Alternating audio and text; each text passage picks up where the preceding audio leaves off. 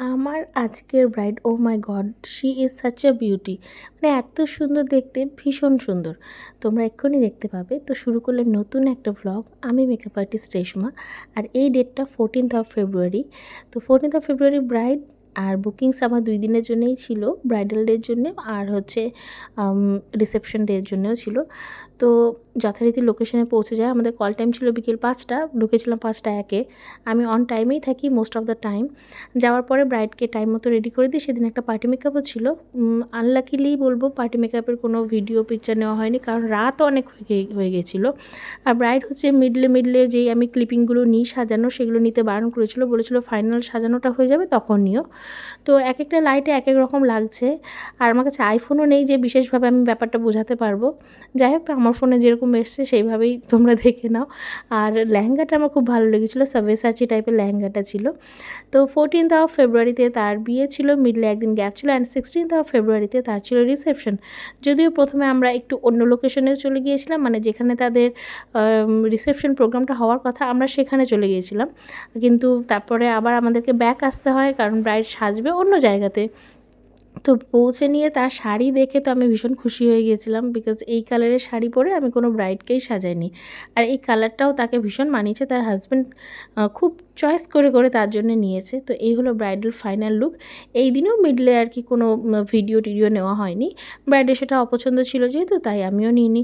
আর কাউকে আনকমফোর্টেবল করে তো ভিডিও নেওয়ার কোনো মানে হয় না, তাই না? তো এদিকে ব্রাইডকে নেল পলিশ পরিয়ে দেওয়া হচ্ছে। এখানে ব্রাইড আমার ফুললি রেডি।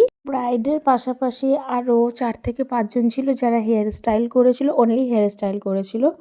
তো এদিনও কাজ করতে বেশ রাত হয়ে গিয়েছিল। রাত বলতে ৭টা ১০-এ সমস্ত কাজকর্ম কমপ্লিট হয়।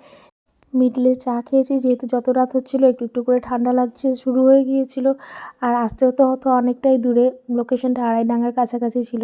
সেখান থেকে আমার বাড়ি পৌঁছাতে মোটামুটি প্রায় ১.৫ ঘন্টার মতো। তো যাই হোক, ব্রাইডকে সাজানো কমপ্লিট করে আমরা সেখান থেকে রওনা দিয়ে দিই। আর রাস্তাটা কী ভালো লাগছে দেখতে, তোমরা নিজেরাই দেখো কী সুন্দর লাগছে। এরকম লাইটিংগুলো আমার ভীষণ ভালো লাগে। ব্রাইড পরে আমাকে ফিডব্যাকও দিয়েছিল। ফিডব্যাকটা আমি যাই হোক লাস্টে অ্যাড করে দিচ্ছি, যে তার ভীষণ ভালো লেগেছিলো। আর শুধু তার না, প্রতিটা গেস্টেরও ভীষণ ভালো লেগেছিলো। তো তোমাদের যাদের আমার কাজ ভালো লাগবে, ডেফিনেটলি তোমরা আমাকে বুক করতে পারো নিজেদের স্পেশাল দিনে। আর আজকের কাজটা তোমাদের কেমন লাগলো অবশ্যই জানিও। তো সেখান থেকে তো যাই হোক রওনা দিয়ে দিলাম, রাত হয়ে গেছে তোমরা দেখতেই পাচ্ছ। আর ২ দিন রাত্রেবেলায় ট্রাভেল করে আমার এত ঠান্ডা লেগেছে যে সেই আমি ১৪ তারিখে গিয়েছিলাম সাজাতে, 14th অ্যান্ড 16th। আমার এখনও পর্যন্ত গলাটা ঠিক হয়নি। এখনও প্রচুর কাশি হয়ে গেছে, গলাটাও মানে খারাপ হয়ে গেছে অনেক। তারপরে শামসিতে এসে নিয়ে আমরা হচ্ছে হালকা ফুলকা কিছু খাই, ফুচকা, তারপরে গরম চিকেন এই ধরনের খেয়ে তারপরে বাড়িতে আমরা মোটামুটি ৯টা নাগাদ পৌঁছে যাই। তো এই হলো আজকে ছোট্ট একটা ভ্লগ। তোমাদের কেমন লাগলো অবশ্যই জানিও। দেখা হবে তোমাদের সবার সাথে পরের ভ্লগে। By everyone.